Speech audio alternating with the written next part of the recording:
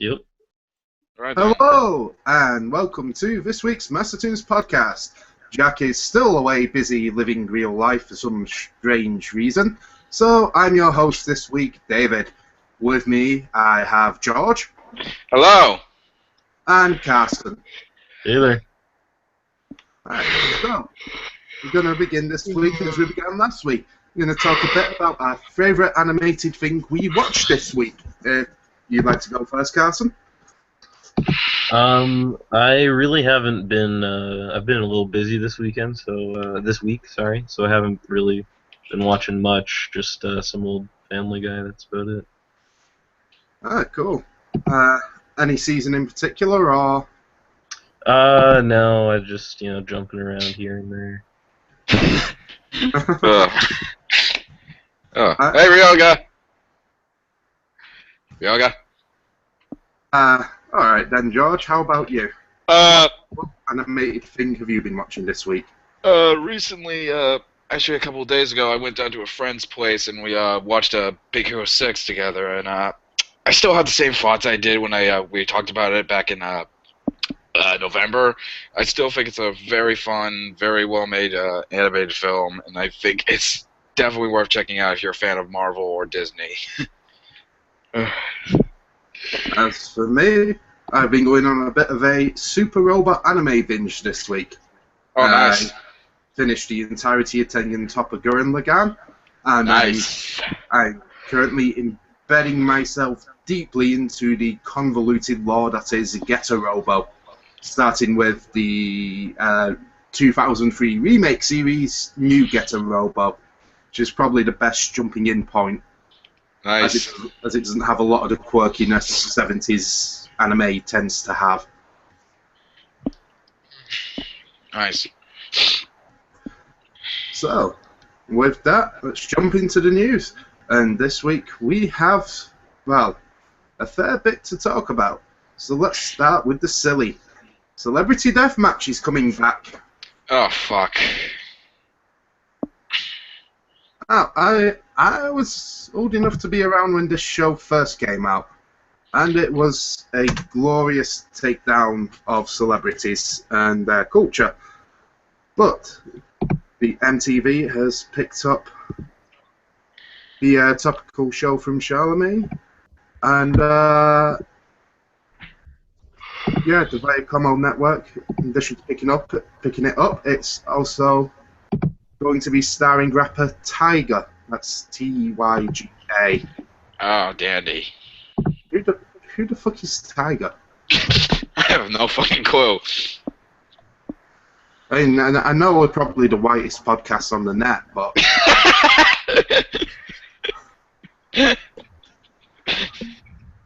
you know, I consider myself up there. I like the Public Enemies. Yeah. But yeah, the original series ran from 1998 to 2002 before it was cancelled. It was revived in 2005 till 2006. And yeah, not really much to go on. It's just coming back. I think it's a good time for it to come back. How about you guys? Most likely. I've never seen it, but it sounds like it could be a topical thing to do nowadays with all the news you see on about celebrities harassing each other and or just shit in general going on with that kind of stuff, and the breakups, the fights, and everything. So I feel like it's a topical thing to bring up nowadays. So I think it could work. I've never heard of it before, and I probably wouldn't watch it. So that's me. Well, fair enough then, folks. That's the news on Celebrity Deathmatch getting revived, and apparently I'm the only one here old enough to remember it. That makes me sad. Don't forget. Oh. Oh, and Ryoga, of course. Hey, Yes, I am back from the dead. That's been after our long break. Anyway, I did watch Celebrity Deathmatch. I remember watching it in my younger days, and Basically, it is, but David Moore said it's a claymation series. It's pretty much everything all clay. So if you've seen something like The Nightmare Before Christmas, but with celebrities going out in these weird wrestling match that people bleed their guts out. That's what Celebrity Deathmatch is. And for a time, it was actually kind of fun. It's basically stars just a bunch of guys trying to imitate some celebrities, and it had some interesting matches. We had Marilyn Manson taking on Hanson, and we had Oh no, I remember that match specifically. The lineup was Hanson versus Spice Girls, and Marilyn Manson won by cutting the lighting rig down and crushing them all. Yep. And then the one I forgot who was. There was the one match with I forgot what the actress who played Cena Warrior Princess. She was fighting someone, and it ended up with her getting pregnant for some reason. Yeah, the show was weird to say the least. What the fuck? You kind of have to see it. It's weird. They even had Chuck Norris thrown in. Oh yeah. They had Chuck Norris thrown in, and I don't know who he fought, but it ended up with him getting his head cut off. And then there was a battle between Rob Zombie and Ozzy Osbourne. Again, it's a lot of weird stuff. The level of gore and a lot of weirdness. This is something that you would normally see on an Adult Swim show, but it's a lot of fun. Plus, it's done in a way that it looks like you're watching a cool version of WWE. That's why I loved it. I loved the first few seasons. Then, by the time when they bring back the revived series, they changed the claymation, and I really didn't like it that much. The design to me was horrible at most, and it wasn't as good as the early seasons. Despite the fact that they brought back the same voice actors, even Steve Austin, the famous wrestler from WWE, who's also part of it. So I do hope. I don't expect that animation-wise going to be referred back to the original format, because it's likely going to be a brand new one. I do hope that at the very least the claymation is good and the writing is good. Well, that's about all we can hope for with it, really. I mean, as I say, we're kind of in an interesting point at the moment where the celebrity paradigm shifted enough that it is worth revisiting the show. So even when they brought it back in 2005, it was still, celebrity culture was still very much the same. And with how much it's changed thanks to Facebook and Twitter now, I think there's a lot more they can do and explore feuds-wise. I mean, do we know or anything? Are they going to use claymation again, or for sure? I'd assume so. I'm just wondering. Excuse me, I'm sick. I'm just wondering if they might take the opportunity to try to do CGI or something like that instead. I don't think. That's a good question. I don't know. I mean, which is much more easier and more fun to produce, would be claymation or would be in CGI? I think that's two separate. Well, I think the claymation would be more fun to produce, and I think it worked better for the initial gross-out humor of the show because everything had this tactile feel. Everything had this kind of impact, and was likely to be a very low-budget TV series. I don't think you'll get that out of CGI. Right. Yeah, and plus, but I feel like if they're going to probably go for budget and stuff, budget extras right in time, I think they're probably going to go with CG because stop motion is a very time-consuming form of animation to pull off, and it takes a lot of effort, and you got a lot of clay, you got a lot of time to put together, you got to frame every shot if you want to make it look good. But I'm not sure. They might go that route, but I'm not It's not very likely, given like the amount of CGI TV shows that we've gotten over the past couple of years. Well, I mean, you still have like Robot Chicken. Yeah, that's another thing. Yeah, that's true. But then again, yeah, Robot Chicken's another example because that's exactly what you expect in Celebrity Deathmatch. And Yeah. plus, of course, for example, there's one match between Kevin Costner against Kevin Smith with Jason Mewes as the referee, and Kevin Costner lost when Smith flew into an ocean and got eaten by a shark. Or you could, I don't know how fun that with the gore would that look like in CGI as opposed to animation. Right. But either way, I think let's say I'm willing to give this a go when it comes out. Let's see what's going to happen. It's just as I said, as you mentioned, Ryoga, I kind of hope that they won't go back to the original style, but I hope they change it up from when they brought it back the first time. 'Cause, Right. as you said, that just looks horrendous. Right. Everything just looked too smoothed out, and it didn't have that, as I say, that tactile feel you expect with claymation. Yes, I would agree. So, that it will be interesting, and this is based also in a time when Viacom, the parent company of Nickelodeon, is pretty much in an emergency situation to get everybody back to the networks. As you guys probably know, that a lot of cable networks are dropping the Viacom channels off their bundle, so which is a really, really big issue. So they're now scrambling to find ways to get their viewers back. So Celebrity Deathmatch is definitely one of them, as far as MTV is concerned. Guys? Yep. Hello? Mm-hmm. We're here. Yep. Yeah, no, go on. I'm still here. But yeah, I mean, with the Viacom troubles, that bringing this back, well, good for people around our age. It's it doesn't strike me as something that's going to bring a lot of new viewership because people our age, we don't have time to kind of watch the show as it airs. They need to really do something to get the episodes out via on demand, or which is a process Viacom have been painfully blind to. Right. So its airing times could prove a problem. Right.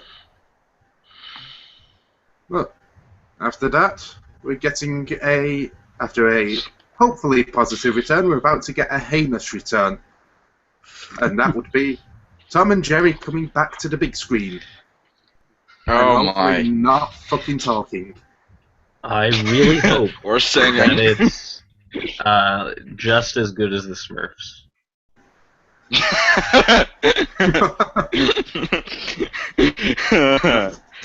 Yeah. I It mean, was Fuck me. The Smurfs playing Arrow to walk that way. That was the point. I had to turn that movie off. I'm too sorry.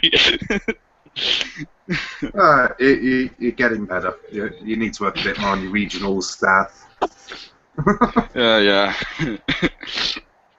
But anyway. I mean, what are the details regarding the Tom and Jerry movie coming out? I mean, will it be like film? Will it be a series of shorts? Will it be 2D animation? Will it be CGI? I haven't heard much about it. No, it's same. just all it is so far. It's announced. We're looking for a writer to take on the project, Mhm. and Kate Adams and Jesse Ehrman will oversee the studio, your project for the studio. But I mean, this is coming off when they previously announced we're going to attempt to film in 2009 a live action film. Oh No, boy. no, absolutely not. But Um, ultimately That's decided. kinda No, my- I have to give Warner Brothers credit. They ultimately decided against that direction. Yeah, Oh, good. that's Thank my God. first question when I hear this is it going to be like live action CGI hybrid, or is it gonna be like an animated movie, like, you know?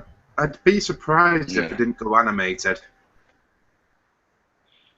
I But, mean, I don't know. With like I said, you got the Smurfs, Garfield, Scooby Alvin and the Doo. Like, it's just it seems like a Yeah. pattern when you adapt a cartoon that you for some reason do a hybrid Yogi Bear. Like, it's a pattern. it is. Yeah. But hopefully they're It's smart annoying. enough to realise that that's not the pattern to go for.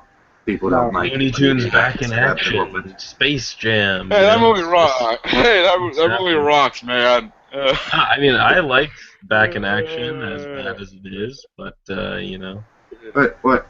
Wait. George, did you just defend Space Jam? No, I just read Back in Action. I will not defend Okay. Space Jam. Okay.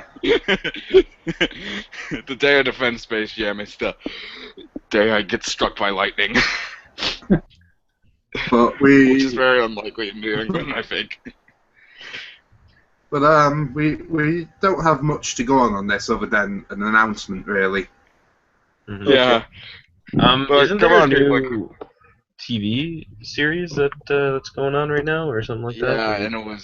yeah, and it's god awful. One of the worst fucking cartoons I've ever seen Nick produce. Cartoon Network produce. Right. Is it still going on, or did they cancel it, or? I believe it's Not airing on sure. the so only those who had access to Boomerang could watch it. It's not, from what I know, it's not airing on their main channel. It's on the sister Hmm. channel. Okay. I don't know. Strange.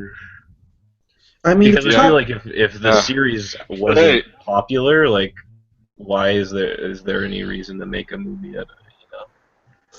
Like, I know traditionally, it's a known brand, and like, everyone loves Tom and Jerry, but like, if it's not doing well on TV, what makes them think it's going to do well in the movie theaters?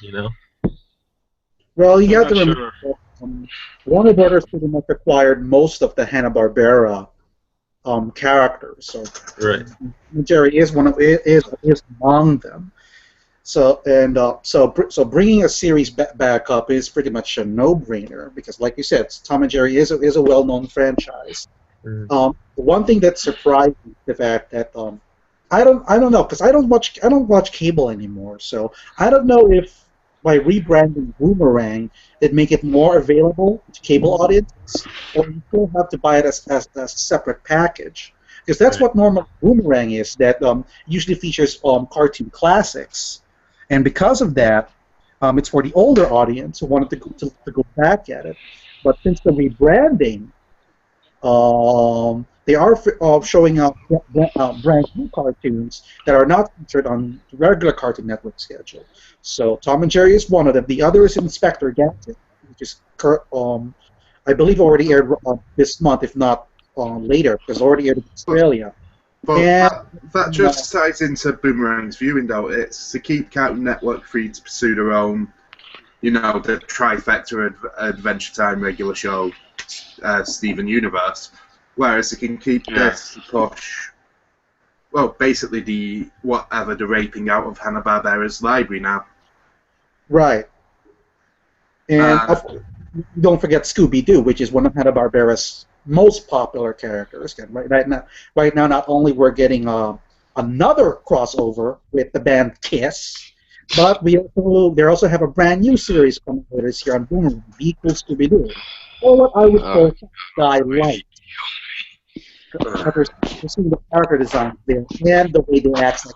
Am I watching a version of Family Guy or something like that? I'm sure you guys have seen the Yes. As I said at the time, why are their knees backwards? It's why? Doesn't make sense! Yeah, exactly. Nothing makes fucking sense anymore. God damn it. Fuck! This is why I gave up on this planet and this race. Fuck! Well, that said, the movie news continues in dire straits, as Warner Brothers have also announced they've dropped Michelle McLaren because her Wonder Woman was too much like Braveheart. Isn't that what Wonder Woman is, though? No, she's not. She's not Scottish. Last time I checked. I meant like Braveheart's like a warrior movie, right? And Wonder Woman's a warrior princess, correct? No, Braveheart's a historical fantasy movie about things that actually happened. I've never seen it, so I wouldn't know. No, I mean, it's only one of the most important battles in the history of a country you supposedly really like and want to come visit George. It's no big deal there. No big deal. Come on, I don't have time. No, it's not like it was the last holdouts of the original generations of the British Isles, the Celts. You know, their last holdout against the tyrannical Europeanization and colonization of their islands. I think it's on Netflix. I'll give it a watch after this if you want me to. Yeah, go do that. We'll wait. Alright, okay. I'm adding it to my queue right now. You got 3.5 hours to spare. I think that's how long it was last time I saw it. Yeah. Sweet Jesus. But yeah, anyhow, back to the topic. Yes. I don't blame them. You know, I don't want to see Braveheart. I want to see Wonder Woman. You know, if I want to see Braveheart, I'll go watch Braveheart. I think what it's implying is that Michelle McLaren wants Wonder Woman to be more Action-y. an action epic, but Warner Brothers wanted to be more of a character development, less action, more character development, and in part because they did say Wonder Woman will appear in Batman vs Superman: Dawn of Justice. At least some of the certain people, who I will not name, say that she's the highlight of the film. So I don't know. This is just I don't want to sound like I'm dissing DC and Warner Brothers at this point, but already we're seeing problems with them trying to catch up to Marvel with their success with what they're doing right now with their franchises. Yeah. I've discussed this before in my solo video regarding the trailer for Batman vs Superman and why I didn't like it so much. And the way they're treating their franchises right now is very. How did you not like that trailer? Let's save that for when we actually discuss it. I think the next one. Let's get back on track. Sorry. But yeah, I mean, I love part of this. I mean, part of it is a lot of people think that it's Warner Bros. Had little faith in McLaren. He's only had small screen experience working on, small time shows no one's ever really heard of. I mean, yeah, like Breaking Bad, The Walking Dead, Game of Thrones. Just small indie television shows that you don't often get. Hey! In their defense, the last director from Game of Thrones to do a movie was the guy who directed Thor 2, and everyone shit on that movie. So. Yeah, I like that movie. I liked it for what it was, but it wasn't the best movie they made. And a lot of people just hated that movie.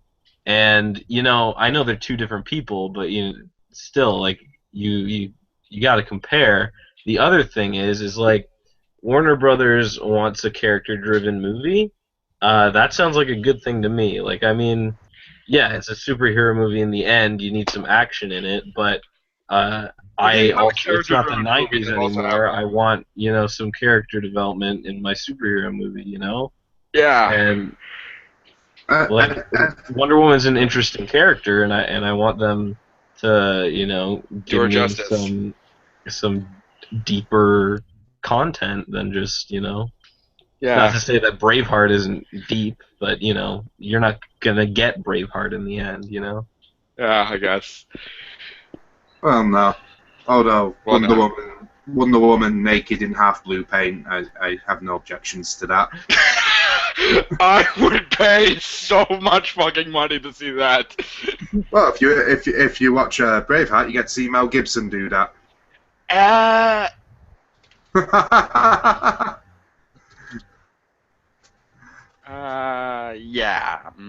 I think I'm good. Sorry, I cut out for a bit. Did you That's fine, man. Just look up an actress named Tori Black, and you'll see how she did her Wonder Woman. Yes. Yeah, I know. Yep, David knows what I'm talking about. Yes, I do. Because I am a big nerd. Yeah. I am a very horny big nerd, so yes, I know exactly what he's talking about. But the other thing is that they've already got a new director, so they're not in bad shape, you know? No, it's Patty Jenkins, I believe. Who? Well, I'm about to check her IMDb. What has she worked on? I'm looking up now. Wonder Woman, Exposed, Betrayal, The Killing, 5. She did 2 episodes of Entourage. She did some Arrested Development. Directed Monster. And prior to that, 2 shorts. That's probably the one thing that puts it like a monster, because I never watched it, but it stars Charlize Theron. It's what made her won an Academy Award. Yeah. It's basically a movie about character development. So that's probably. So. Yeah, just to clarify for our audience, by the way, Monster, not Monsters. Monster is a story of a real-life serial killer. And Monsters is one of the worst fucking movies you can ever possibly sit through. If you like overlong shots of fucking nothing happening in a watered-down version of District 9, then give that movie a fuckload watch. Calm down. Calm as the ocean. But yeah, Monster was indeed a very good character piece. It also helped that Charlize Theron and Christina Ricci both brought their absolute A-games into that movie. So if Patty Jenkins is able to get that kind of performance out of Gal Gadot, we might indeed end up with a very good Wonder Woman movie. I think we could. I'm up for it. Oh, man. And with that, the movie news just gets worse. And it gets worse before it gets better. Yep. Because Hasbro confirms plans for the Transformers Cinematic Universe.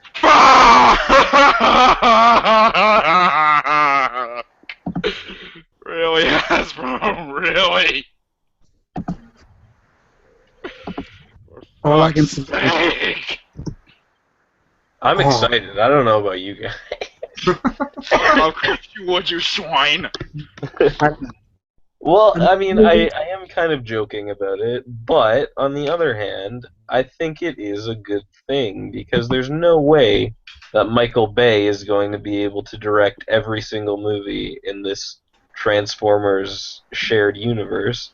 So we're going to get some new blood in, and maybe we'll get a couple, fun movies out of it. That's what I was thinking. It's a chance to give someone else a shot at live-action Transformers. Hopefully someone who actually, gets it. Yeah. And doesn't exploit it just for the sake of making fucking money. Ugh, fuck me. Yes, because Transformers was never about making money. Yeah. The funny thing is that I actually am one of the very few that actually don't hate the Michael Bay Transformers movie with burning passion. I don't like them at all, but I don't think they're the worst things ever, like everyone else on the internet seems to. Yeah, I mean, I liked the first one, and I didn't hate the third one, but the second one I don't like, and the fourth one made me actually angry, while I was watching it in the theater. Me too. I mean, the only thing I ever liked about the Michael Bay movies was the first one. It's the only one I actually liked, because it was good. The second one, they made Prime's death a trivial thing, and then the third one, they pretty much break Prime's character by killing Megatron while his back is turned, I never watched the fourth one. I never even bought it because that's the time where you're lucky. You're so lucky. Yeah, you could be me. Like I paid full price to go see it with his dad. Yeah, like, the thing is like the trailers for Transformers 4 were so good. It I don't know. It tricked me into thinking that it would be an alright movie, and then I went and saw it, and it was 4 hours. And Actually, it was 3 hours. Felt like. Here's the thing. Here's the thing. By having a cinematic universe, as much as I don't like the concept on Hasbro doing this, on the flip side, it will allow Hasbro to explore certain stories normally found in the comics, in which I never even got a chance to follow. I mean, the IDW, the publisher behind the Transformers comics, has a very rich history of the Transformers universe, and in turn G.I. Joe as well. And it's very very vast and complicated. So for someone like me, it is a good opportunity to learn more about these stories. I mean, from one thing I remember is in the comics, there is basically a godlike entity in the Transformers lore, despite the fact there's aliens with machine parts. There is an actual god. Mm-hmm. So that's one thing I would like to explore on a cosmic level. And in some parts of the Transformers, it does get down to the nitty-gritty. Mm-hmm. So you have these different genres. There's some drama going on. There is a bit of a comedy. There is a comedy. So yeah, it's Uncharted. It's something that was a bit got me off guard, knowing they're going to do a cinematic universe. But at the same time, if that means they're going to explore the stories found in the comics, I'm curious enough to know more about it. And how will that imply in future adaptations of Transformers? Well, you know, the other thing is like the end of the fourth movie, you have Optimus Prime flying off into space, and you know, I feel like when you do that, the possibilities are kind of endless. Right. Because you know, what adventures does space hold? You know, exactly. You kind of go wherever you want. And I don't know why, but I just really want to see a War of Cybertron movie. I feel like that'd be a really kind of cool thing. I'd love to see something like that. Especially if any of you have played the War for Cybertron games. I've only played the first one, but if any of you have seen those gameplay footage of them, they're really really impressive. They give you a feeling of the war would be like. I think you're all thinking too small on this. See what I'm seeing an opportunity for. What's glinting in my eyes is movie adaptations of the Japanese G1 shows. We finally get Headmasters in live action. I want my live action Headmasters, Hasbro. I'm looking for Master Force to come out there because Master Force was quite good.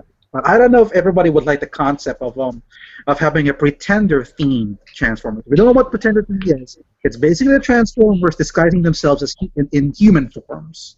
So they live and breathe like human beings, but they can transform into robots.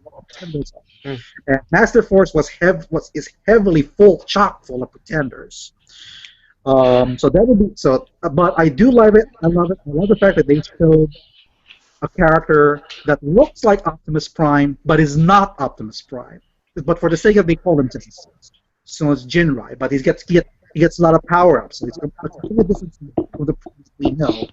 Besides Optimus Prime from the Beast Wars source. So that's something I would like to see. Victor may also be a good one. They're different protagonists other than Optimus Prime. Right. Star Saber. Let's see. I mean, there's a lot. Like I said, the Japanese versions of Transformers actually have several stories, many of which Prime is not the main protagonist.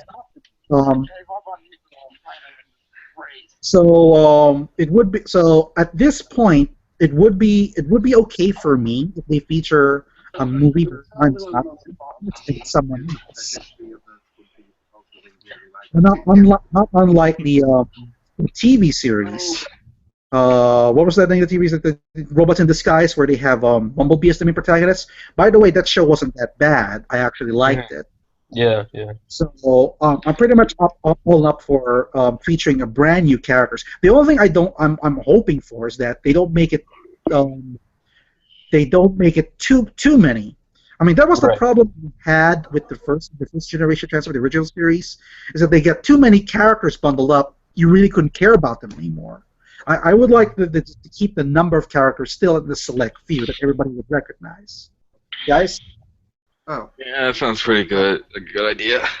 Of course, we all know what Transformers Expanded Universe stuff is never going to get a remake for American cinemas. Never. Yeah. And that would be Transformers Kiss Players. Oh, that would be so fucking awesome.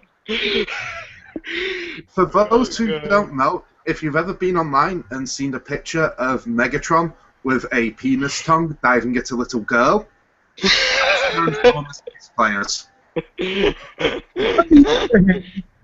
If they decided to do a GoBots movie and have it connected with Transformers, I think I'm gonna tag along for the ride. If you guys know what it's basically Hanna-Barbera's version of Transformers. I think it came out before Transformers did, but it's also based on an anime series called Machine Robo. So it's a bit complicated how that one, but it did came out for a time, and then it faded out in favor of Transformers. Hasbro bought the rights, so they now own GoBots. So I would love if they would do a GoBots movie and connect it with the Transformers series. So I would like to see Leader 1, Psykill, Coptor. So and I don't know, I actually liked it. And it's more character driven and more action packed than the G1 Transformers we did. Yeah. So it stands a test of time. So it's something Hasbro, if you're listening, please if you're gonna do a cinematic universe, bring the GoBots in. I will definitely give you my money if you bring back the GoBots. And if you're going to do it, go whole hog. Have Transformers versus GoBots. Dawn of Transforming. That would be amazing.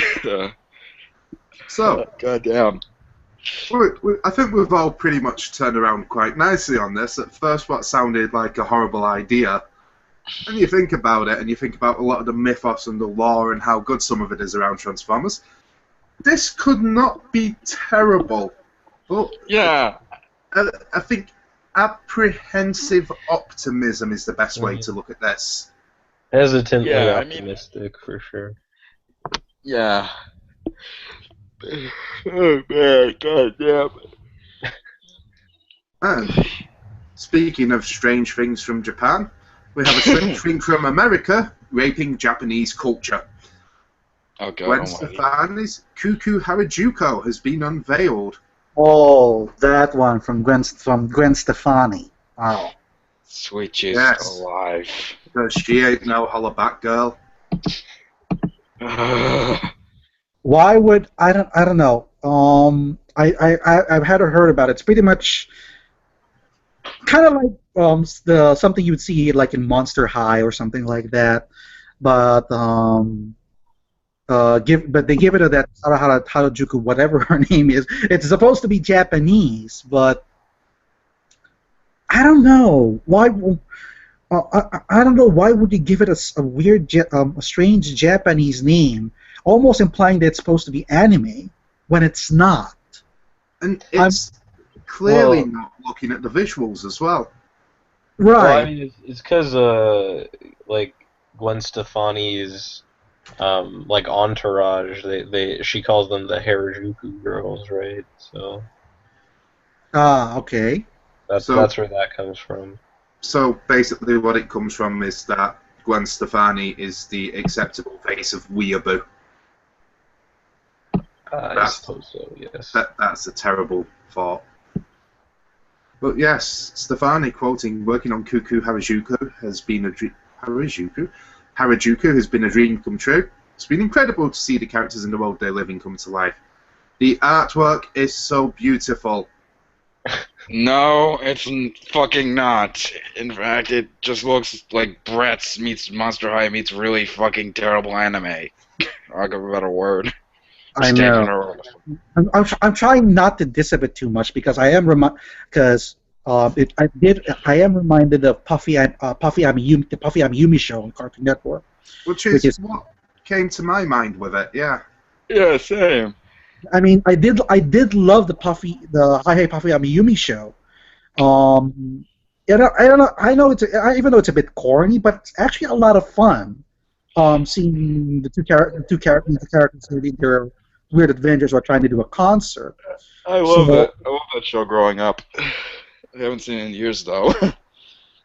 So I do. So if Kuku Harajuku is going to be a lot like it, then I won't diss it that much. But then again, I really don't know much about Kuku Harajuku. So that's the other thing. And how would they present this? Would this be like something in the vein of Hi Puppy Miyumi, or would it be something more like Monster High, which, as much as it's not my cup of tea, from what I'm told, it is quite a popular show among the demographic. So if Kuku Harajuku is going to go for going to be more like Monster High, then I'd probably step away from it. If they're going to do the style of Hi Puffy Amiyumi, then I might go ahead and check it out. Well, reading a bit more about it, the framing device, it does seem a bit Puffy Amiyumi-ish. The girls are super talented, but every gig is interrupted by a fantasy-driven wildcard before the first note is ever played. Angry aliens, no-fun politicians, invading creatures, and cute monster pets. Well, sounds like it could be good for the Monster High demographic. I do not think it'll come close to Hi Puffy Ami. Well, apparently all these distractions are there to cause gig cancellations, which to me sounds like the Cosmic Universe is telling Gwen Stefani something. Yeah, I don't know. In the end, I'm not going to watch it, so there you go. I might watch a couple of episodes, see how it plays out. To watch Inferno Cop again. I'm Inferno Cop. Trigger, you crazy mad bastards. Adult Swim. Yeah, if they ever bring Inferno Cop up, the animation world is saved with Flaming Cop head. We need to start a campaign to get that show much more notice. Right. Definitely much more notice. But, closing off in our news before we go on to trailer reactions, we have yet more movie news, this time of a positive bent. Captain Marvel signs Guardians of the Galaxy and Inside Out writers. What? Oh, the Captain Marvel movie as Guardians of the Galaxy co-writer Nicole Perlman. Oh, yes. So basically, what Disney has done is that they decided to call on the writers for Guardians of the Galaxy and Pixar's Inside Out. So they're going to be penning the Captain Marvel movie. They still don't have the lead actress yet. Fans pretty much wanted Zach to play Carol Danvers, aka Captain Marvel. That's what they wanted, but still, it's not instant Captain Marvel. And I believe there's also confirmation that there were some rumors saying Captain Marvel may appear in Age of Ultron, which is coming out in about a couple of weeks. Right. But he's not going to pop up there or in Captain America. It's going to be completely different. So I'm just gonna say, can I just say, sorry? I was really confused at first because I thought that they were talking about Shazam. So this is really that was really no, I was like, why? How did DC score these great Marvel writers? Like, no, I believe the Shazam movie is currently on the working title Billy Batson and the Wizard Shazam. how exciting! Which to me sounds like the kind of movie I'd go see. It kind of sounds like a 1920s serial. Yeah. Also, Yeah. it kind of sounds like a pedophile, but whatever. I'd watch it. Well, Hey, it's a anyway, perfect movie for you, David. anyway, with But anyhow, sorry for going off track. That's- Back to the Captain Marvel movie. at any rate, we pretty much know at the very least that Captain Marvel is in good hands with these writers. Mm-hmm. So the only thing that's left now is is who will play her. I mean, okay, this is something that I'm starting to bit. This is something that I have to bring up my chest. It's supposed to be from last week, but since I wasn't there, I'm gonna say it this week. That now Marvel is pretty much under pressure to really deliver their goods after the release of Daredevil. I mean, if you haven't seen it, I do recommend it. I would say that Daredevil, which is on Netflix, is basically a prime example of how a superhero movie should be done, because it's perfect in every way. They had a great cast. They had a great story. They had a great fight scenes, great character development, great everything, and it's basically because of that. They raised the bar on how it should be made. So that doesn't just apply to Marvel's cinematic universe, but to DC as well. So the question is, how would you top Daredevil with what it does? I don't think that Daredevil was that great. I mean, like, I enjoyed it, but it's not like the best superhero thing I've ever seen. You know, I've only seen the first episode, and honestly, I wasn't really into it that much. I mean, it's really well made, and I admire Drew Garrett's writing skills, especially with his track record working on stuff like working extensively with Joss Whedon, particularly with Cabin in the Woods, which is one of my favorite movies of all time. But the show itself, I wasn't really into because of I don't know. Was I the only one who felt like the tone of it was a bit like too off? Like it felt like it was trying a bit too hard to be taken seriously for the most part. I mean, I'm fine with a show like this taking itself seriously, especially since it came off the source material of Frank Miller's Daredevil. But it just really didn't.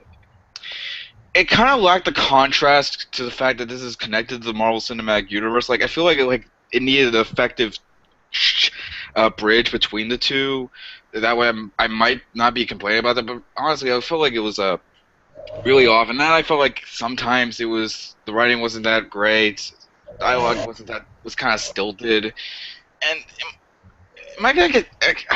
Am I the only one who just doesn't give a shit about Daredevil, to be honest? Well, I think it's kind of interesting how Marvel and DC have taken sort of the opposite approaches there. DC are sort of relegating the goofier elements of their universes to TV series and whatnot, whereas Marvel seems to be pushing for a slightly grittier, darker tone with the TV series while still trying to keep the movies relatively light at any rate. Yeah. I mean, that's the one thing, because this, despite the fact that Daredevil is rated mature, the only thing mature about it are basically the gore that's in it. But other than that, nothing else. You hardly ever, you never ever hear any of the characters say the F word, nor do you see some nudity or sex. That's pretty much. Deep down, it's still played like a typical Marvel work, and to me, that's what makes it good. That it shows that you can be dark and gritty without being too dark and gritty. So yes. In the case of I know we're going way off here because we're talking about Captain Marvel. But I might as well proceed with the trailer, with the Batman Superman thing. The one thing that I would like to discuss with that is that with regards to DC, the reason why they're doing this kind of dark and gritty thing with regards to the Batman Superman trailer is because of the fact that they do want to bank in the success of the Dark Knight trilogy, something that we can't deny. The Dark Knight trilogy is one thing that put Warner Brothers and DC movies on the map. So they wanted to be more like Yeah. But The problem with it is That's what's that happening sometimes that to kind of Burger. design and tone doesn't exactly work with certain characters in their lore. You know what I mean? How so? right. Well, like, you have, like, a character like Batman, who has been... Okay, admittedly, like, when he started out, he wasn't, like, as dark as he is, like, now. Like, Well, you I have mean, stuff like he the original ran 40s around with a serials, some of the gun, Silver Age so- comments, you got the 60s Batman show. But Right. nowadays, like, when the time, like, the 1998 movie came out, which I actually have been rewatching lately, you kind of have that bridge between, like, it's still, like, it shows you the darker side of Batman, but it still contains that, campy element of the 60s show, and then you have like the Dark Knight, which shows you like the true essence of like what Batman's lore is really like and what it would look like in a realistic situation like this.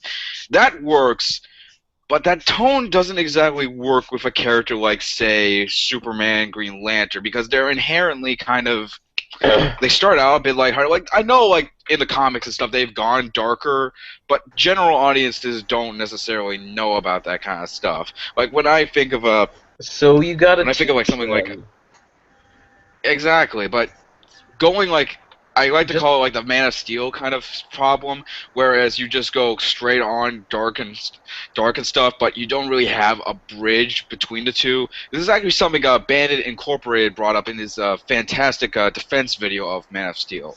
I highly recommend you checking it out because he brings up a great observation on the whole thing. Right. Sorry, whose But review anyway, was that? Bandit Incorporated, I think it's called. Anyway, but anyway, my point is, I can see like why they would want to go darker because like the success of the Dark Knight trilogy, like you said, Ryoga. But just because that truly was a success doesn't necessarily mean that method will work for like again like the characters I mentioned. But I feel like it can work. Just don't like go like all the way. Like show some restraint with your decisions and stuff. You know what I mean? Right. I would agree with that. I mean, like I said, Daredevil is pretty much a prime example of how you can make a serious film while not being well too serious. I mean, if there, I actually rewatched it again with my brother over the weekend, and the one thing that I enjoyed is that it's even though it's dark and serious, they do know where and when to put comedy in, and when the comedy comes in, it really hits it. So, which is part of why I enjoyed it. Because most of the comedy came from Foggy, who was, in my opinion, the weakest character in the whole series. I mean, I don't know, because it worked so well.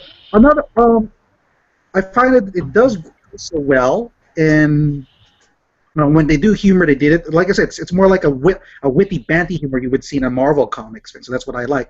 Or if you want a better comparison, if any of you have ever played the Metal Gear franchise, Yes. Hideo Kojima, the creator of it, does know two things. He knows how to make a serious storyline, but he also knows where and when to put comedy elements into it, so that they'll get a good laugh out of it.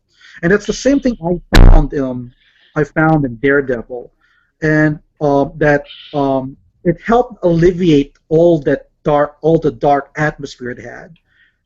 The trailer doesn't show any of it. It's just this like something big, something big, something dark, something serious. Yeah. But I like to see something I like to see something a bit on the lighter side of things. Well, you yeah, gotta remember that this is the first teaser trailer. Right. Well, even then, like when I think of like teaser trailers, I think like Wall-E, Tomorrowland, Age of Ultron, like trailers that give you a good what? The first Star Wars trailer? Yeah. Force Awakens. No, But if that's you actually the look worst at example of the that. first- But anyway, back on topic. The Like, first Age of Ultron trailer, there's no comedy in that. It looks like everyone's dying. Yeah, but well, that's I'll agree on that one. But it didn't. Everybody's dying, but compared to it doesn't look like it's too dark or too gritty. No, it compared. just it Yeah, looks, exactly. the Like first but Age of this looks Ultron like trailer looks hopeless. That's what it looks like, and that's what it's going for because it wants you to have the because we haven't seen that from Marvel before. It wants you to know that it's taking it seriously. And the same thing is happening at DC with the Batman vs Superman trailer. It wants you to know that this is well a even then serious movie. And I'm sure that well there even then will like be that's not my one-liners within there because there were one-liners in Man of Steel.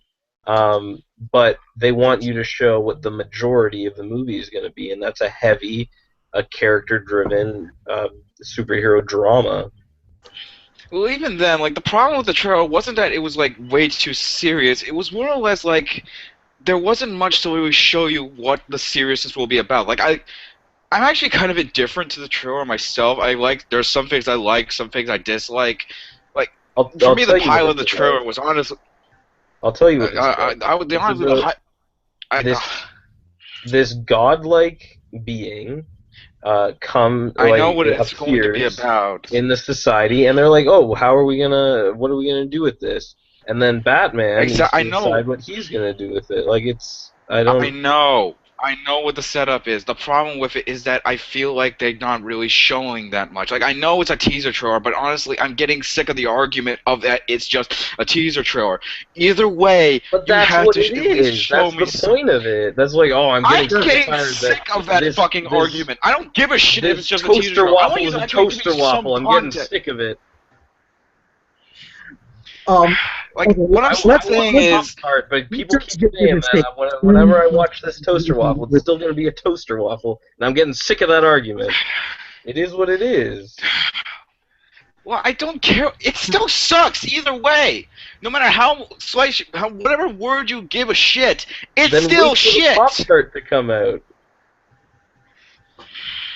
No, okay, good guy. Okay, guys. Calm My down. point. Chill. Yeah, Think chill. about Calm Stefan coming up to your skin, for whatever reason. Let's just say this. Regardless of what we think, I've actually said this on my solo reactions, that regardless of what we think, and regardless of how good or how bad this movie is going to turn out, I'm sure that it's going to bring in money because of the fact that you have Superman and Batman there. It's kind of like like in a way. No matter how bad the next Dragon Ball Z game comes out or the next Naruto game comes out, it'll still be powered because you get Goku and Naruto there, expectedly, who are well-known and loved characters. So money will keep on raking in. So in the case of Batman, Superman, that the one thing that we can't deny is that no matter how bad what we say it, even if it's crap, it'll still make up a lot of money simply because they're there. So the only thing I can only say, which I said before in my podcast, is that for the sake of the superhero genre's dignity, they should at least give justice to Superman and Batman for being who they are and how we remember them, and not putting them in a direction that's never done before. I guess. Well, I think that kind of brings up something that's been bugging me lately, and that's people, referring to this superhero genre. And I don't think that exists. I think that superheroes are just characters that you put in whatever genre suits them. Yeah, I think that's something that needs to be accepted. Like that's what's been happening in the comics for literally decades. Yeah, but for some reason in the with film industry, there's this superhero genre. I'm with you on this, Carson, 100%. When it comes down to it, look at the Marvel genres. You've got a World War II, you've got a World War II period fantasy. Mm-hmm. You've got grand sweeping epic fantasy with Thor. You've got space opera. You've got, espionage thriller. Espionage thriller. You've got a high-tech action film. You have crime story, detective story. Yeah, we have all that. The problem was that the reason why I would call it is that as much as we like to give it a a medium, more like a medium, um, the rest of the world don't see it that way. So long as you have a superhero in it, then that's what's going to be called.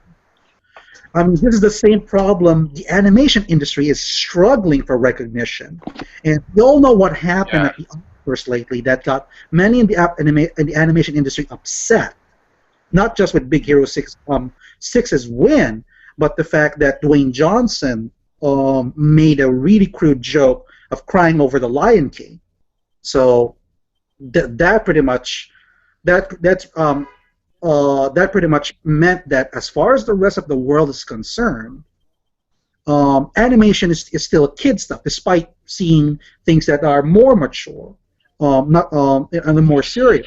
The same applies to the comics, in particular ones that feature superheroes. That because of how the superheroes were recognized during the Golden and Silver Age, that still resonates today, regardless of the diversity of its storylines, be it sci-fi, romance, horror, crime, action, all of that. So long as there's a superhero in it, most people would see it that way. So I would like to see that one doesn't get eliminated, and then people see something like The Winter Soldier as an action film with a lot of deep and complicated plot. But because of Captain America being there and that he's a superhero, that's something that's hard to come over to the general public, guys. And it is the annoying thing. I mean, when you tie it in with stuff like indie comics and whatnot, The Crow, you ask people The Crow, it's The Crow, a comic book superhero movie, most people just be like, no it isn't. Well, of course it is. It's about a guy with supernatural powers and it's based on a comic. By most people's definition, that's a superhero movie. And I think it's more a modern attitude by a lot of people who want to kind of dismiss these whole sways as the pop culture because they're not in on it. They don't know what's going on, and other people who some might look down upon and plebs. I mean, I hate to play the nerd card here, but you know, as fucking nerds, we're in on it. We get it. We get it more than the art house critics do. We get it more than people who only watch serious films for serious thoughts. Yeah, I mean, I don't watch if I want to watch a serious film, I'll watch a serious film. But if I want to watch something like, I don't know, The Avengers, I'm not going to judge it for not being that serious, because that's not what it is. It's just simple-minded popcorn fun that was built up for the past, I want to say 4 years. Yeah, 4 years. That was hyped up for that long. So, in a way, you can't really complain about something like that. You can argue it doesn't take itself seriously, in the regard to plot and story. When it does have serious moments, it doesn't go full throw with that. But still, you can't really do something like that when it comes to the whole genre of superheroes. God, what am I rambling about? Or you could see the current cinematic universe. That's the way the Star Wars fan base has built up over time, ever since the first Star Wars came out. Yeah. Yeah. It's just grown and have added, and it's continued on. As in fact, it even applies, I'd say, to Star Wars comics. So you read something like the X-Wing comics, are completely different to the Crimson Empire comics, which are in sound completely different to the Old Republic comics. They're all different types of story, but they still all get lumped in as, well, it's just a Star Wars comic. I don't like Star Wars. Yeah, but this is nothing like Star Wars. I'm not reading Star Wars. Yeah, that's not biased at all. I should know. I'm probably the most biased person in this entire podcast. But that's it. I think that ties us in nicely to the Star Wars trailer, if you guys haven't discussed it yet while I was away. I'm up for talking about this. I've seen the trailer. I did made my say that the one problem I have with Star Wars is that there's just too many stories to tell. That a guy like me really doesn't have the time to catch up with everything that's going on with the expanded universe. So that's why I decided I'm just gonna stick to watching The Force Awakens, going back, just sticking to the main story. But I'll probably not gonna pay attention to any of the additional media format that they release under the Star Wars name. So that would include Star Wars Rebels, Rogue One, Battlefront. The 20 books that will come out, they'll say to take place between Episode 6 and 7, which is massive. So it's just wait. If any of you who is a super fan is able to catch up with every canon story of the Star Wars, my hats off to you. But you gotta count me out of this. There's just no way I could enjoy something without having to go back and see how it ties them all together. I mean, yes, the Marvel Cinematic Universe does that as well, but the difference between that and Star Wars is that with Marvel, I had a starting point with Iron Man, and I was able to see the connections going through. But Star Wars, yeah, after that I'm done. After Episode 6, I'm done, and then all of a sudden you get these books that come out. I can't keep up with them. It's kind of like the comics in a way, but much worse. Yeah. I mean, it's especially egregious because it did have this law, and that many people had spent many years. I mean, I've not read all the Star Wars books, and I've been looking at them for the better part of a decade on and off, admittedly. But when it comes down to it, that's a lot of law they've just thrown out, and now expecting everyone to go, yeah, you're starting again. People just don't have the time anymore. Well, there's that much competing media now. There's that many things doing Star Wars better than Star Wars now. Right. I would say that, like, I don't know, I kind of get why people would be a little upset about the fact that, like, the expanded universe doesn't really, like, count anymore. But, I mean, the way that I kind of look at it is, like, all of that stuff still happened. It just happened outside of the canon universe. So, like, there's Episode 6, and then it splits off into 2 universes, like that kind of thing. Yeah. But I don't know. I feel like it's a good thing because, as like me as a Star Wars fan, I always felt kind of like lost. I felt like there's all this like expanded universe material, and I only, I was kind of born with all of it, behind me, pretty much, and like I'm like, okay, where do I even start, right? But now, as a younger Star Wars fan, I have somewhere to start because it's all starting again, so I actually have somewhere to jump in. So it's kind of nice for the younger fans, I would say. Yeah, I would definitely. I would agree with that one. That if you're a younger fan, it'll much easier time for you to catch up with everything that's going on with the Star Wars franchise and read the expanded years how it's all connected. But older folks will probably don't have that much of a luxury to enjoy that.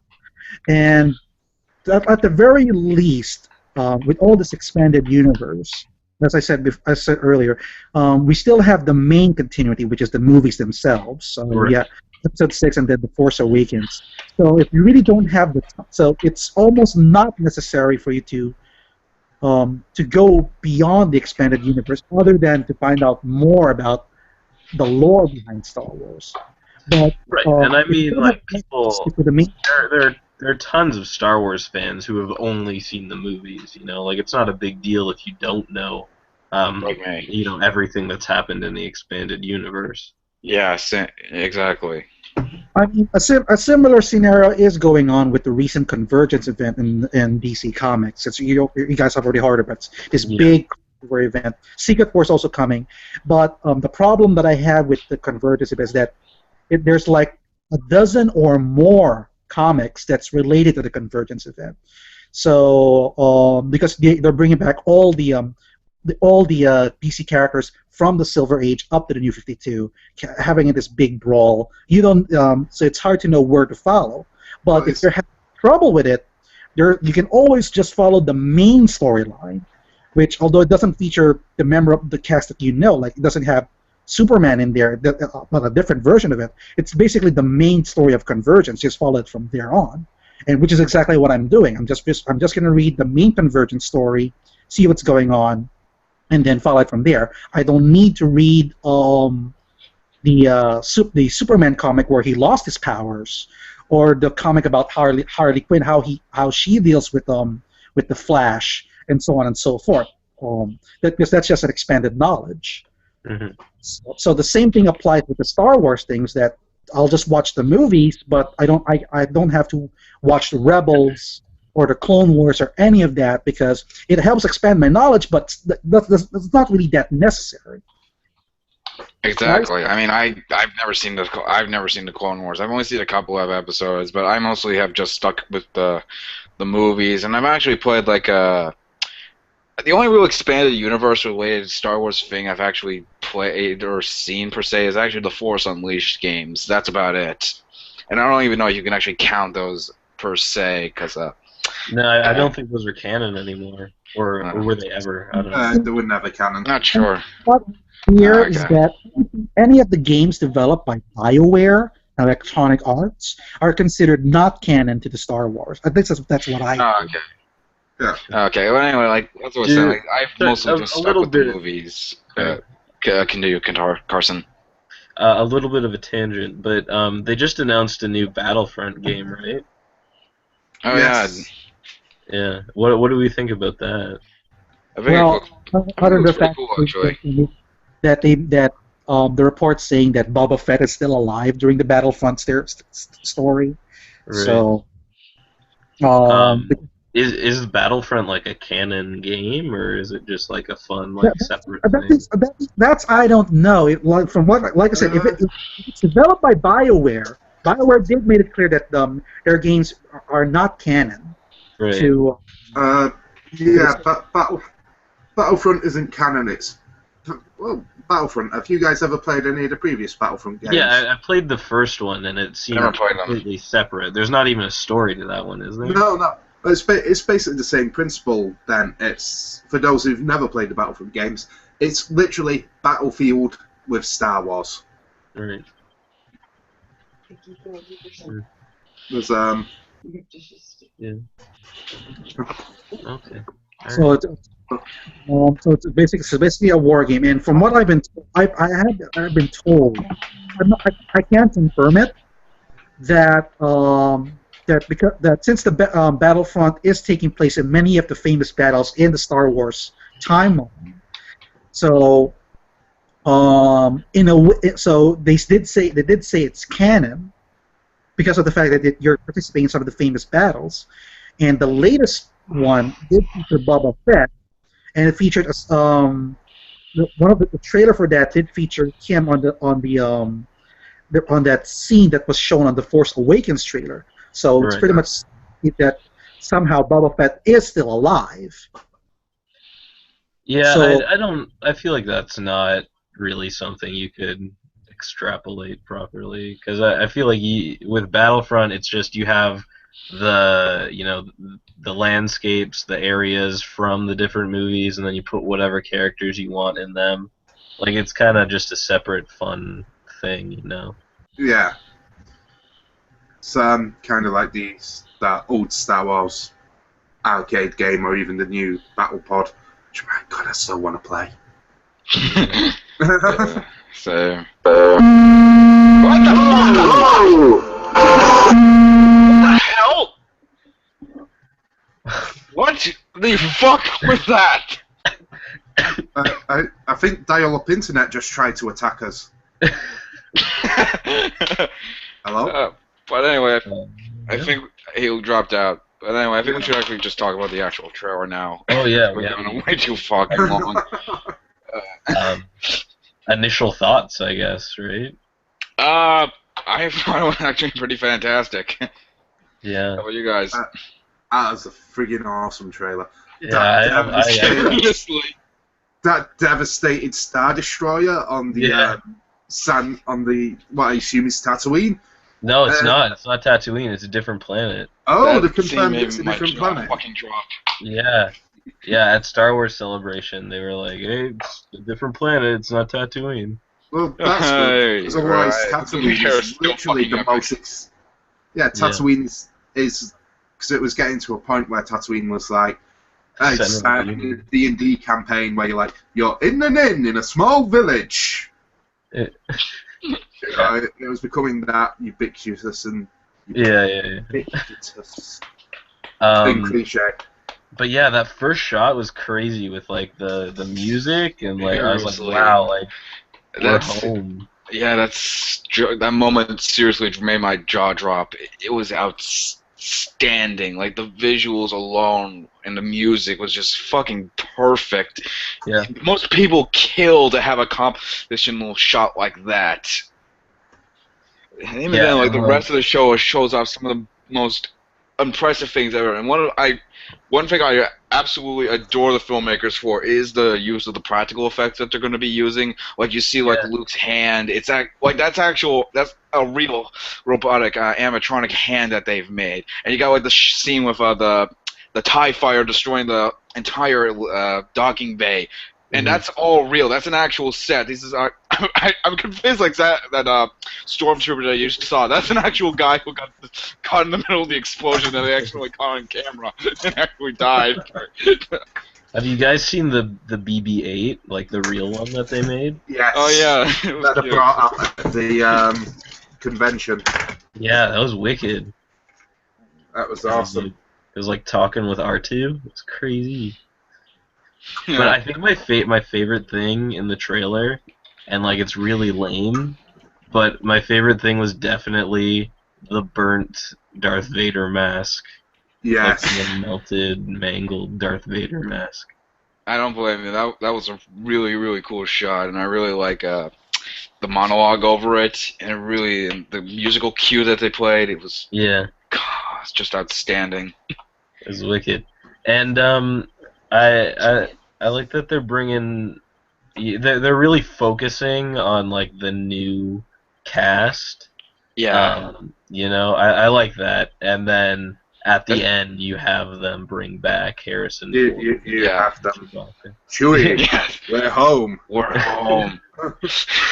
As I told my dad when we watched the second trailer, at that moment, millions of fanboys started crying tears of joy. Yeah. When they showed it at Star Wars Celebration, like people were crying in the audience. That's Like, grown amazing. men were hugging each other and crying. It's fair though. But Not that strange. You see it all the time at sports events. True. that's true. But what was I good? But anyway, like I'm really glad that they're going to be like keeping a good, possibly keep a good balance between the new cast and the old cast, especially with I forget his name. He's the black stormtrooper. God, I hate saying that.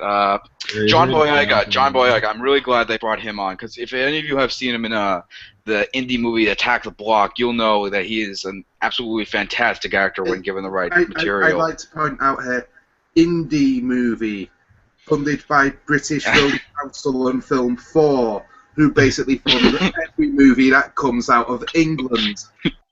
That's like having your movie released by Fox Searchlight, but still going, oh yeah, it's an indie movie. It's totally an indie movie. You know, they had Hey, Fox don't you? behind us, Hey, like Fox some indie Searchlight is movies. my favorite distributors of all time, jackass. No, but my point is, they're not what you'd consider, really, an indie distributor. That is true. But have you noticed that every time we've seen John Boyega, he's like sweaty and out of breath? Yeah. Actually, I never noticed that, but that's actually a good point. Well, what do you expect? It What looks kind of like makes he's still... It's a black man running away from the space police, you know? I'm not trying to say there's cultural commentary there, but... What do you think of the new Stormtrooper costumes? I think they're wicked. Same. I think that looked pretty cool. Nice. In the scene with the hangar, Hopefully actually, they've I don't know if I hopefully was just they've, seeing it, But it looked like new stormtroopers were firing on old stormtroopers as well. Maybe, I don't know. In the far background, they looked like the old stormtroopers. They didn't have the older lines. They had the traditional. I didn't see them. I just saw the one like ship firing on the hangar. But yeah. Hello, Carson. Oh. We lost I Carson. think we lost him. Anyway, Oh, way back. Okay, here we go. Oh, hey, you're back. Yeah, but it looks like the Empire is kind of turning on itself. Yeah, it definitely looks like the Empire's kind of just falling apart as you'd expect it to, and turning in on itself, as you said. It's but really, all I wanted to say about the trailer is the Millennium Falcon flying through that Super Star Destroyer, and just Yeah, that was crazy. yeah, seriously. Oh, don't you be showing off now, you bastard! Come on! Seriously, man. Seriously. I have this thing next to my computer. We're talking about Star Wars. You expect me not to get it out? That is true. That's like talking to teenage girls on chat roulette and not getting your dick out. Some things just have to be done. Ay,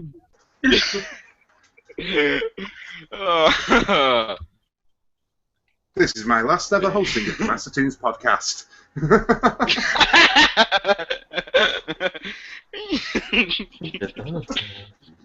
Dear God, what the fuck is wrong with us? Oh, So- boy. Yeah, Ryoga, you have any thoughts on the actual trailer?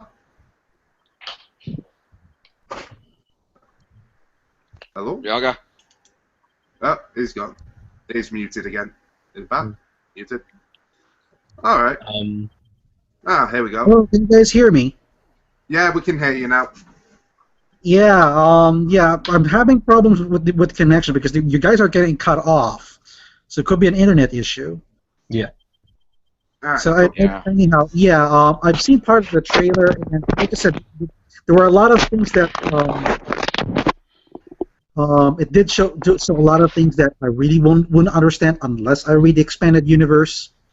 So, but I'm trying to like approach this as a completely new story, even though it brings back some of the old characters. So, yeah, I don't find it that's not that bad. It's something I would like to look forward to, guys. Well, yeah. Yeah, I mean, well, even people who aren't like hardcore Star Wars fans, I think, will be interested in it. And Yeah, I mean, I'm not a hardcore Star Wars fan, and I'm super excited for this. I mean, not as excited for like Spectre or Tomorrowland or Jurassic World, but I'm still really looking forward to this. Right. Well, I think even after the prequels, there's still a certain sense about a new Star Wars film. Well, I think the trailer kind of speaks for itself, you know. Do yourself a favor. Do not bring the prequels up around me. And you know, even the prequels, I would say they're not all bad. You know, they're the trilogy of some of the worst movies I have ever seen in my goddamn life. Even as a fucking kid, I hated them. There's certain things in them that I think contribute to the Star Wars universe, and you know they're not good. Granted, I never ever liked The Phantom Menace. It was actually what I hated the most. But I do love Revenge of the Sith. I mean, that and Empire were basically one of my favorite Star Wars movies of all of them. So the prequel has its merits. But regardless of what you say about Phantom Menace, and it is a terrible movie, don't get me wrong, we all were, and we all probably still would be watching it on the big screen, be wowed by that pod racer scene. Oh yeah, for sure. That's true. Yeah, you know, in every movie, there's at least one scene that kind of, you know, makes it worth it. I guess. So, with that, that's our thoughts on the trailer. Any final thoughts? Other than Yeah, this a trailer this good actually made me hate the first trailer more. Not much else to say. have you guys seen the new Ant-Man trailer? Just while we're talking about trailers. Fucking Yeah, I got to see it. It's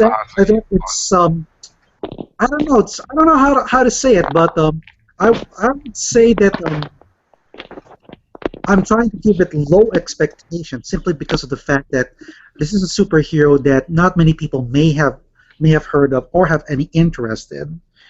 So I don't know how it will perform. But then again, I'm also reminded of Guardians of the Galaxy and how that will perform, despite the fact that the Guardians are much less than Ant-Man. So that creative hoopla with the directors and all of that, and how they changed the fact that they're not going to make Hank Pym to be the guy who created Ultron, but Iron Man. Yeah. So I don't know. But the trailer did impress with that. It did have some humor. It does have a Marvel feel to it. Mm-hmm. So, when he's having that big epic. I'm trying to give my hopes up that this would be a good film. I'm still thinking. I have a gut feeling that Ant-Man could very well be Marvel's big flop. But that's what. So I should keep my expectations low on how that's. I can see it flopping financially, but I actually have positive feelings about it. I mean, I laughed my head off at the sequence where got this big epic battle between Yellow Jacket and Ant-Man, then it just cuts outside of that onto you see the train on the table just fall off. Yeah. Yeah, and I mean, like, it kind of knows what it is, but it also takes itself seriously, which I appreciate. And Yellow Jacket looks like a wicked villain. Great, now Skype is trying to kill us. Yeah, sorry. I'm gonna have to leave you guys because I got some other calls going on. I got some work to do. So thanks for having me around. Hope to see you guys next time. Not a problem. Come back at any time. Oh, quickly, just before you go, where can we find your YouTube stuff? Just before I go, if anybody wants to check out my channel, youtube.com/user Ryoga316. I give most of my thoughts there as part of the Mastertoons Podcast extended series. And if go check out Animation Nation and of course Mastertoons Podcast for all the latest news and discussions, anything resulted in a world of animation. And of course, check out if you guys like the Mastertoons Podcast here that we're doing right now, please subscribe.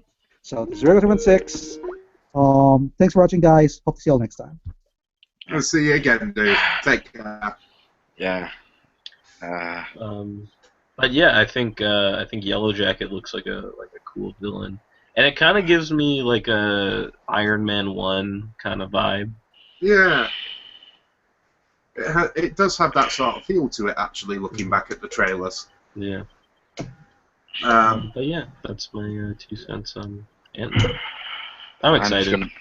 I'm just gonna be honest. I lost all, and I do mean all fucking hope for this project as soon as Edgar Wright dropped out, because I knew at that point when they dropped him, like one of my favorite filmmakers of all time, one of the most talented filmmakers of all time. Right. And then you replace him with the guy who has done nothing but romantic comedies, and you get Adam McKay and Paul Rudd as replacements. That just shows to me that you either go 2 directions. One, this actually turns out being pretty good, or 2, they should have just dropped the project completely. Because I don't know about you, but why make this movie if, like, part of Ant-Man's origin was that he created Ultron? But since you changed it that Tony created Ultron, what's the point in having Ant-Man? Well, because Ant-Man is, not a large character, but, he has a fairly large place in the Marvel Universe. In the comics, he is one of the founding members of the Avengers, and he has some interesting stories in the comics. So that's why you would want to make an Ant-Man movie, because he does have a fair following. And then Edgar Wright, yeah, I understand being disappointed that he dropped out or he was fired or whatever It happened. broke my fucking heart. They I honestly cried. separated. Because I like Edgar Wright. I like all of it. I haven't seen an Edgar Wright movie that I haven't liked. But just because he's not directing it doesn't mean it's going to be a bad movie. There are 1,000 great movies that Edgar Wright hasn't directed. That's not what I was meaning. Like, I mean, like, the fact that he dropped out of it, like, because of creative differences, because I know, like, this is going to be the lesser of a project we could have gotten, is what I meant. Well, we don't know that I for wouldn't sure. say that necessarily. I would say that he would have definitely made a good movie, but someone else can make just as good a movie. It's just not the same movie. It's not worse because it's different, It's worse because nothing in either of the trailers got me interested or even made me fucking laugh. Well, you don't know what I love Adam McKay. would have made. It's you don't know. But then, I guess. But then, as both me and Kazan have said, we both quite enjoyed the trailer. There were moments that made us laugh. We think Yellow Jacket looks cool. I'm not 100% sure if I'll see it because insects kind of creep me out a little. Right, yeah. But I even struggle watching documentaries on them. But, yeah. Honestly, I think it looks interesting. And that's the beauty of having mega smashes like Guardians of the Galaxy. Even if this doesn't do well, it shows at least Marvel are willing to take risks and do smaller, maybe lesser-known heroes or even stranger projects. Mm-hmm. Sure. Which is only a good thing for the genre and Hollywood as a whole. So it's become such a risk-averse place. Mm-hmm. That's true. And to be fair, whatever you think of him in comedies, Paul Rudd is not a terrible actor. Yeah, yeah. And Edgar Wright was the one who hired Paul Rudd, so... Wait, he was? Yes. Oh yeah, I forgot about that. So he obviously had some faith in it. This is Edgar Wright. Well, I assume that it's most of his story still intact. They just didn't like the way he was working with the film. So it's sucks. So it's quite possible we've only had minor rewrites, and we'll still get the film that was intended, just not from the director that was intended. Yeah, and the other thing is like Edgar Wright came to Marvel like 5 years ago before they were even going to make Iron Man and said, hey, I have this idea for an Ant-Man movie. I would like to work on it together. And so they did, but it took so long in production that they went ahead with this shared Marvel Cinematic Universe, and by the end, it just didn't. Edgar Wright's vision just didn't fit into the Marvel Universe that had been built. And that's no one's fault, right? But in the end, you have to fit into the Marvel Cinematic Universe, and maybe that is a problem. But I think I'd rather Ant-Man be in the Marvel Cinematic Universe. I think the character is bigger than the director. Yeah, I'd rather get to see him in Avengers Infinity Wars than not at all. Yeah. Yeah. Oh. Anyway, moving on. Well, with that, I think that's everything for the show, because we're already running, about an hour and a half. We're running very, very late. So, with that, if Carson, do you have anywhere where we can find more of your work or opinions? Yeah, you can look me up on YouTube. My channel is called The Darth Turd. I think it's it's linked somewhere on the Mastertoons podcast YouTube page, so you can find me there. I do mostly short films. You can find some of our old podcasts on that channel, and I think maybe 1 or 2 vlogs. I don't know, but so I update that whenever I make a new short film. You can also find me on Twitter at Carson Somenlol. Good luck spelling that. I don't know. And you can find me in the Mastertoons Assembled group with all of you lovely people. So yeah.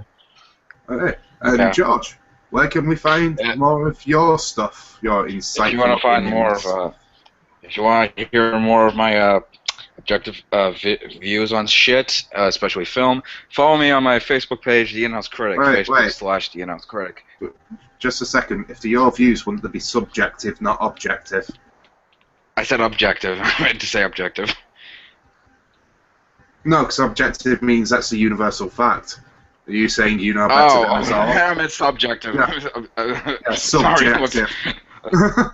my subjective views on stuff. Follow me on my In-House Critic page, Facebook/The In-House Critic, where I do I comment on film news and I occasionally do a review. I've been waiting out for summertime to actually post a new review. My last review was on. Ironically, the last movie I saw in theaters, I actually reviewed was the SpongeBob movie, Sponge Out of Water. Which is actually kind of. But anyway, I will be definitely doing more reviews in the coming future, especially with Age of Ultron coming out this week. But till then, you can just follow me on that page, and as I post about shit not a lot of people care about. But anyway, David? Okay, and you can find me on Twitter at Relicsan. You can, that's all one word, RELLIKSAN. That's N for November. You can find me on the Mastertoons Podcast, of course, and you can also find some of my old reviews in my defunct but soon to be resurrected YouTube channel, Relic in Profile. That's YouTube/Relic in Profile. And that has been the Mastertoons Podcast for the 20th of April 2015. And we'll be back shortly with our movie of the week, The Secret of Kells. Goodbye. See ya.